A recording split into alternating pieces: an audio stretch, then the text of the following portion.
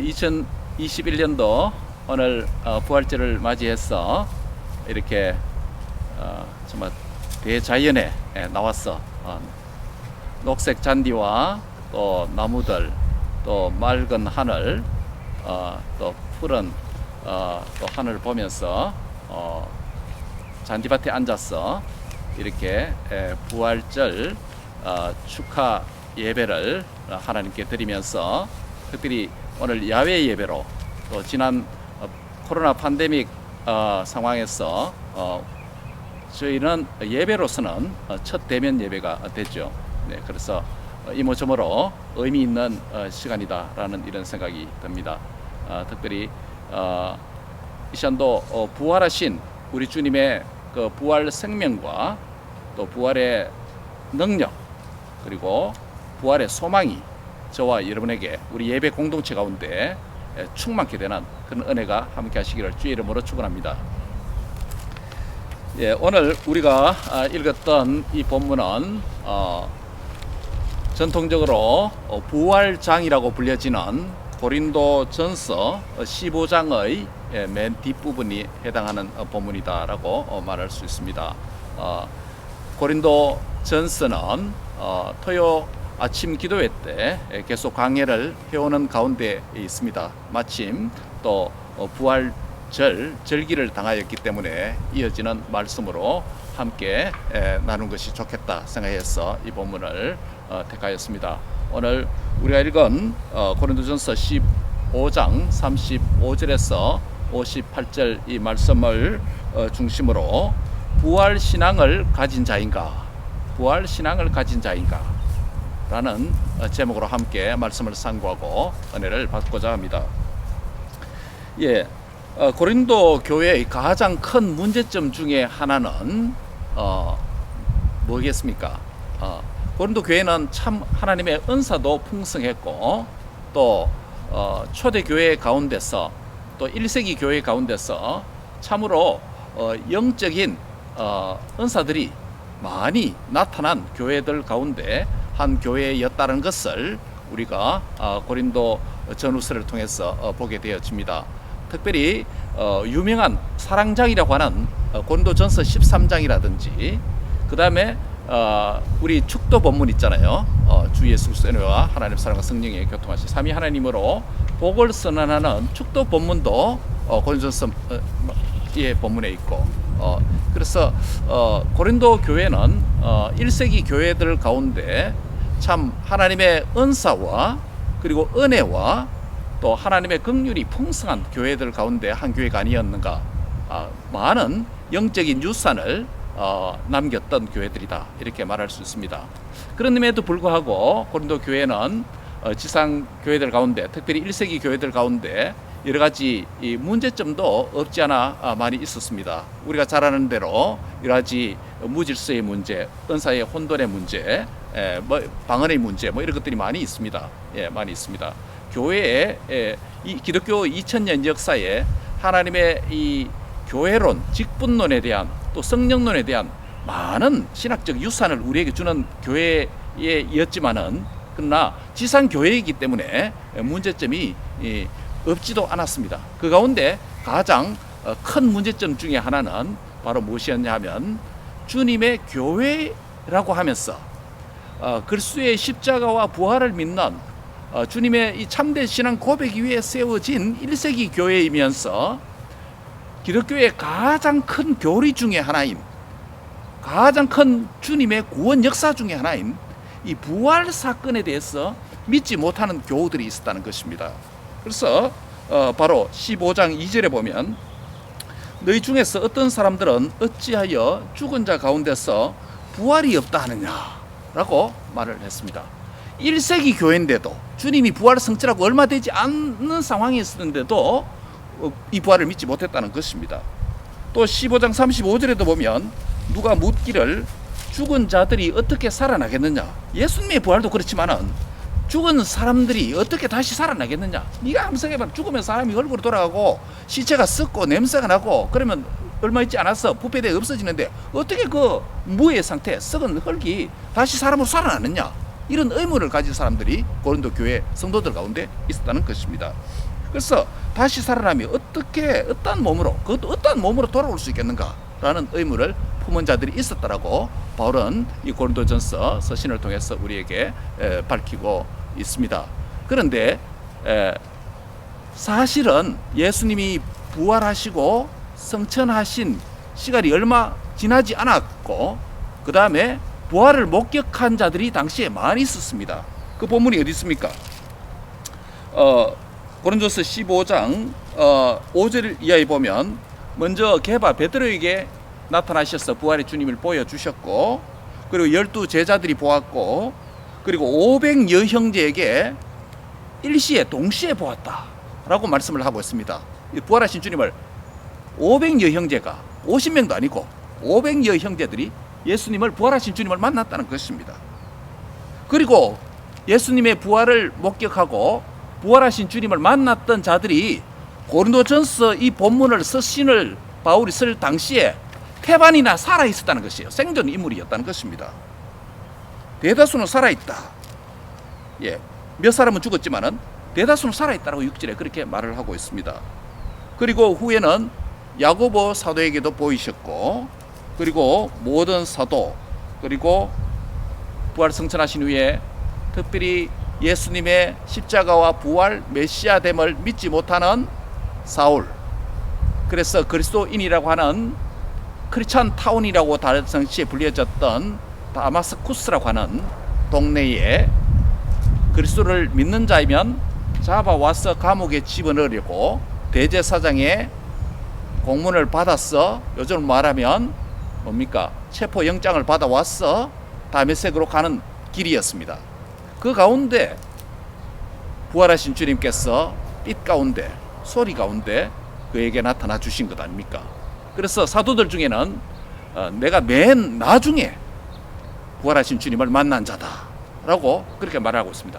그것도 자기 신분을 생각하니까 교회를 잔해하고 핍박하던 자리였는데 그런 나에게까지 만나 주셨다라고 그렇게 말씀을 하고 있습니다. 그래서 10절에 보면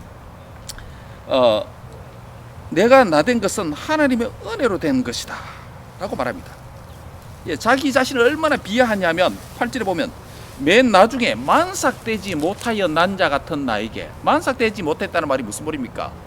어머니의 뱃속에서 보통 우리가 10개월 정도 있지 않습니까? 근데 만삭되지 못해도 10개월을 달수를 채우지 못하고 중간에 나왔다는 것입니다. 만삭, 만을 채우지 못했다는 것입니다. 그런 불완전한 자아인데 그와 같은 나에게도 나타나 주셨다. 그것도 나는 예수 믿으려고 하는 자도 아니고 그리스도를 핍박하고 교회를 핍박하는 자였는데 그런 나에게까지 나타나 주셨으니 내가 나된 것은 하나님의 은혜일 수밖에 없다 라고 그렇게 고백을 하고 있는 것입니다.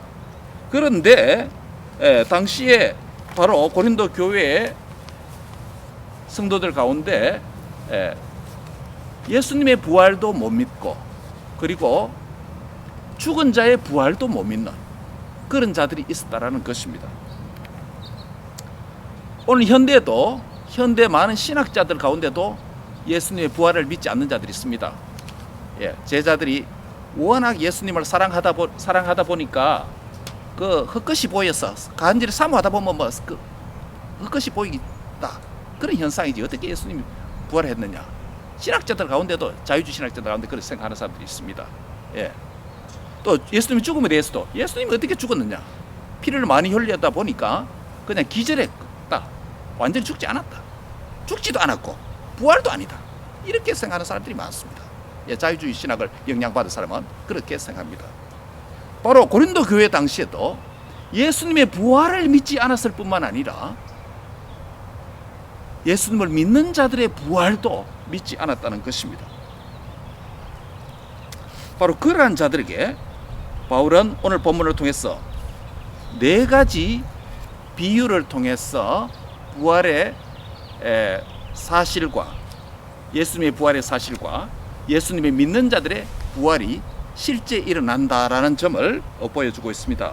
먼저 36절에 보면 씨의 비유를 들고 있습니다. 씨. 예.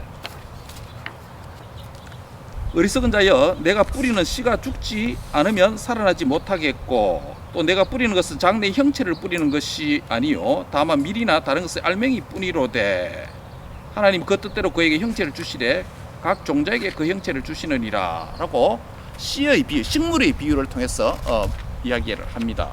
그래서 식물의 씨앗을 뿌리게 되어지면 그 식물의 씨앗은 썩습니다.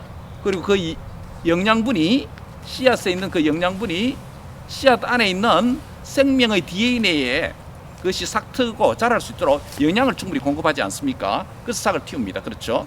예. 씨도 심기면 생명이 나타난다 라는 비유를 통해서 말을 합니다. 두 번째는 동물의 씨앗의 비유를 말씀을 합니다. 짐승의 육체, 새의 육체, 물고기의 육체, 사람의 육체의 이야기를 39절에 하고 있지요. 그래서 바로 사람의 씨앗을 뿌리면 사람이 태어나고, 새의 씨앗을 뿌리면 새가 태어나고, 뭡니까? 이 생물학적인 교배를 통해서 바로 그 무엇을 심겨졌느냐에 따라서 동물도 그 씨앗이 심겨진 대로 생명이 태어난다라는 점을 보여주고 있습니다. 그 다음에 세 번째 비유는 하늘에 있는 천체의 이야기를 하고 있습니다. 특별히 하늘에 속한 형체들 가운데 특별히 해, 달, 별이라고 말합니다. 그래서 해의 영광이 다르고 달의 영광이 다르고 별의 영광이 다르다. 물론 오늘날 천문학이 발달되어지고 우주공학이 발달되어짐으로 인해서 태양보다 더 밝은 별이 우주에는 많이 있습니다. 그러니까 당시의 세계관으로 봐서는 태양이 가장 밝은 것으로 본 것으로 이해되어진 것 같습니다. 그래서 해의 영광이 다르고 달의 영광이 다르고 별의 영광이 다르다. 또 지구에서 볼 때, 고대 사회에서 지구에서 볼 때 가시적으로 해가 가장 빛이 세고 그 다음에 달, 그 다음에 별, 뭐 이렇게 이해한 것 같습니다. 그래서 순서를 그렇게 잡은 것 같죠. 그래서 바로 하늘에 있는 천체도, 하늘에 속한 그 천체도 각가지 빛을 발한다는 것이죠. 태양은 태양의 존재로서, 태양의 생명으로서 태양의 생명을 발한다는 거죠. 그게 빛으로 나타난다는 거죠. 태양이 생명이라는 말을 붙여서 이상합니다만은 어쨌든 비유입니다. 그렇죠? 달은, 하늘에 속한 달은 달로서 속한 존재를 드러내기 위해서 그 생명의 빛을 비춰준다는 것이죠. 그리고 지구에서 볼 때 가장 작게 보이는 이 별들도 별에 속한 그 별에 맞는 럭스, 조도를 밝혀주어서 빛을 비춰준다는 것이죠.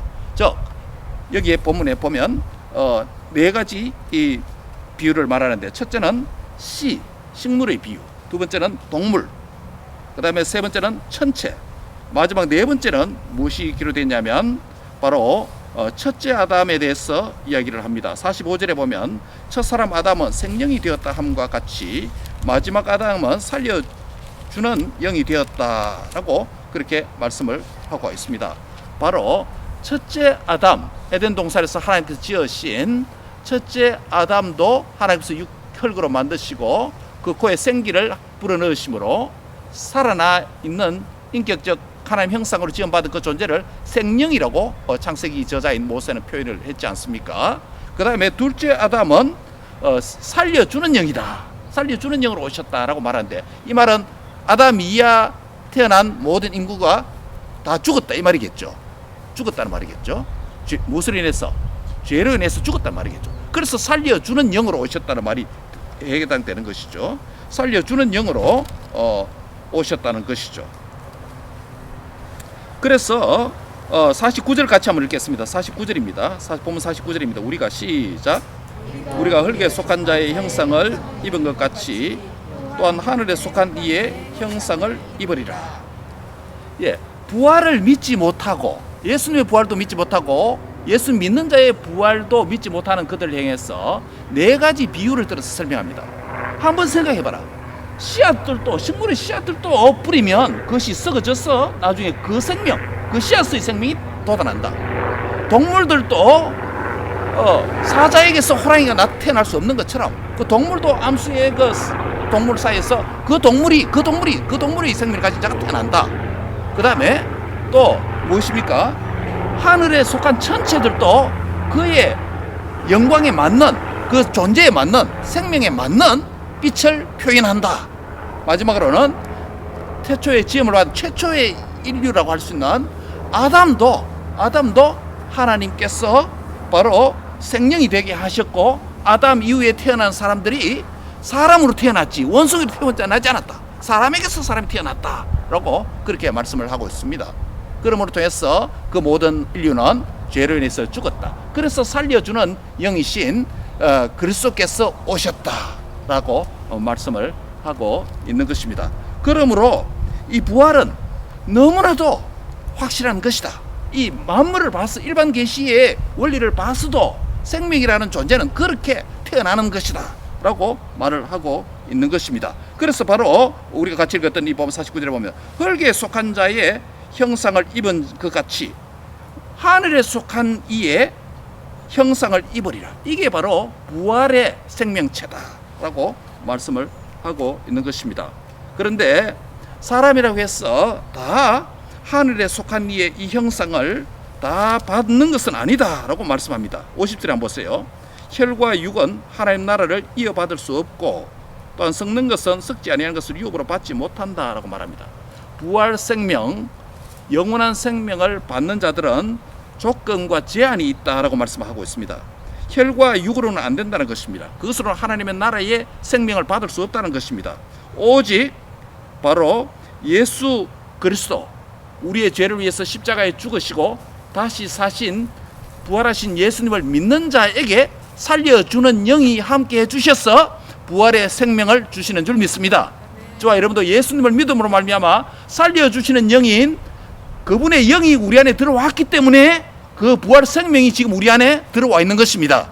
그래서 우리가 씨앗이 심겨지는 것이면 그 씨앗이 썩어져서 생명이 돋아나는 것처럼, 동물도 그 동물의 새끼가 태어나는 것처럼 우리도 바로 부활 생명이, 살려주는 영이신 그분의 영이, 부활 생명이 우리 안에 들어왔기 때문에 우리가 여기서 죽어서 흙이 된다 하더라도 거기서 살려주는 영이 저와 여러분을 살리심으로 홀연히 주님 오실 때에 변화되는 부활에 동참하게 될 줄 믿습니다.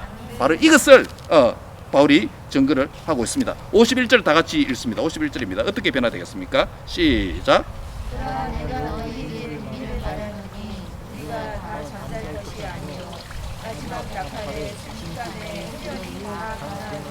예, 다 잠자다가 화장하고 매장되고 다 썩어 있다가 또 수목장이라든지 또 수장이라든지 다양한 장례 문화에 따라서 장례가 되었다 하더라도 홀연히 주님 오실 때 그 마지막 나팔 소리에 다 생명이 흙에서 이렇게 씨앗이 돋아나는 것처럼 다 하늘의 광치, 그 천체가 그에 맞는 빛을 내듯이 바로 저와 여러분은 부활의 생명의 빛이 들어왔기 때문에 하늘의 천체가 태양이 빛을 내고 달이 달빛을 내고 또 별이 별빛을 내듯이 우리 안에들은 예수 그리스도의 생명의 빛을 그날에 발할 줄 믿습니다.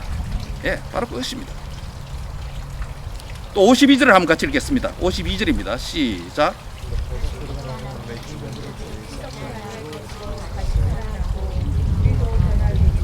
예, 바로 이 본문을 기록한 바울을 뿐만 아니라 이 본문을 받는 고린도 교회에서 모든 성도들이 우리도 변화될 것이다 라고 그렇게 이 부활에 참여하게 될 것이라고 증거를 하고 있습니다. 그런 사실을 볼 때에 그러면 죽음은 대체 뭔가라는 것입니다. 죽은 것 같은데 거기서 살이 나타난다는 것이에요. 해가 가려져서 태양이 보이지 않는 것 같은데 해는 해에 맞는 빛을 낸다는 것이에요. 그럼 우리도 죽어서 형체가 없고 존재가 없이 사라지고 흙으로 되었는데 그 나팔 소리가 홀연히 우리도 거기서 생명으로 피어오른다는 것입니다. 그럼 사망은 어디 있느냐? 54절을 같이 한번 읽습니다. 54절입니다. 시작.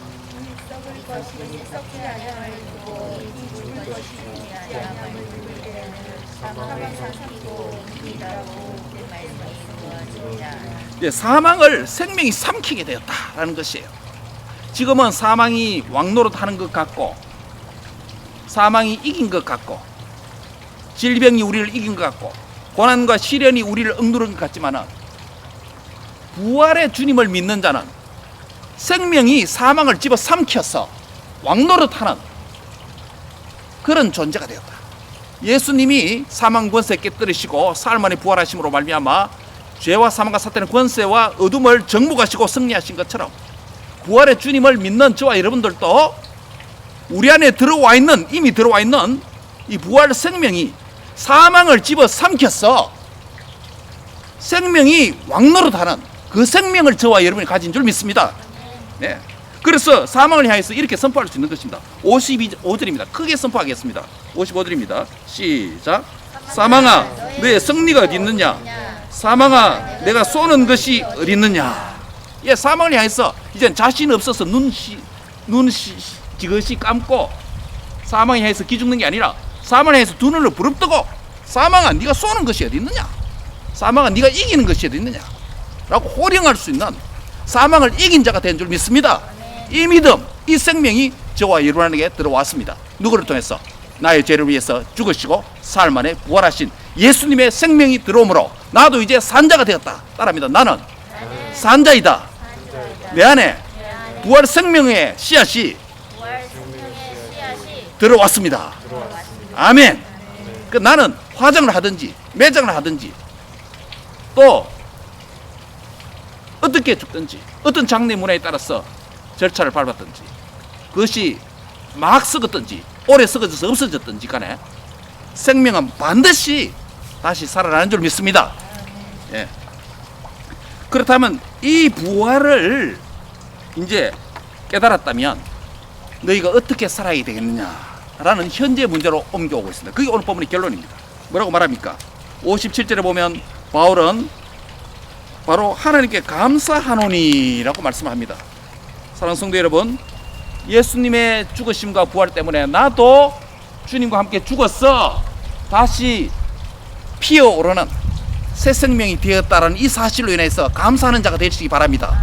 따라합니다. 하나님, 나에게 부활 생명 주셔서 감사합니다. 오늘도 우리가 감사 예배 드리는 게 바로 이것입니다. 하나님께 감사 예배 드리고 내만 이 부활 생명 가진 자가 아니라 옆 사람이 부활 생명 가졌으니 축하해주고 기뻐하는 것입니다. 축제의 날입니다. 그게 주일입니다. 옆 사람에게 한번 합시다. 부활 생명 받은 거 축하합니다. 한번 해주세요. 예. 우리 자녀들 한번 축복합시다. 우리 자녀들도 예수님을 믿는 믿음 때문에 부활 생명 가지고 축복합시다. 우리 자녀들 축복합니다. 부활 생명 가지고 축복합니다. 축하합니다. 예. 그 다음에 두 번째는 부활 생명 가지고 현재를 어떻게 살아야 됩니까? 견고하고 신실한 신앙생활을 해야 된다라고 말씀을 하고 있습니다. 견고하고 신실한 신앙생활을 해야 된다. 예.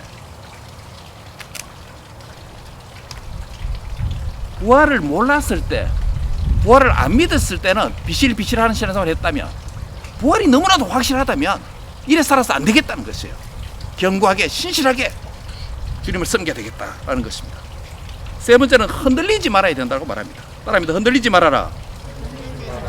세상의 모든 것은 흔들립니다. 나무를 한번 보세요. 바람이 흔들리는 거 한번 보세요. 바람이 불기 때문에 흔들립니다. 바람이 불기 때문에 공기의 이동이 있기 때문에 나무가 보이게 가시적으로 흔들립니다. 우리에게 시련도 이와 같습니다. 고난도 이와 같습니다. 우리의 믿음 생활, 우리의 크리스찬 라이프를 흔들려고 합니다. 그런데 부활을 믿는다면 흔들리지 말라는 것입니다. 흔들리지 말라는 것입니다. 왜냐하면 흔들리지 않는 하나님의 나라를 유업으로 받았기 때문에 세상의 것에 있어서 우리는 흔들리는 그런 종류의 믿음이 아니라는 것입니다. 할렐루야. 예, 그런 종류의, 한번 따라합니다. 내 믿음은 그런 종류가 아니다. 예, 손도 제스처도 한번 따라하세요. 내 믿음은 그런 종류가 아니다. 예, 그런 종류가 아니라는 거예요. 예, 환란이 쉽게 무너지는 그런 믿음이 아니라는 거예요. 세상 잡신을 믿는 그런 종류의 믿음이 아니라는 거예요. 부활을 믿는 믿음이라면 나는 흔들리지 않는 믿음이라는 것입니다. 마지막 네 번째는 부활 신앙을 가진 자는 항상 주의 일에 더욱 힘쓰는 자가 되라 라고 말합니다. 같이 한번 하겠습니다. 항상 주의 일에 더욱 힘쓰자. 아멘.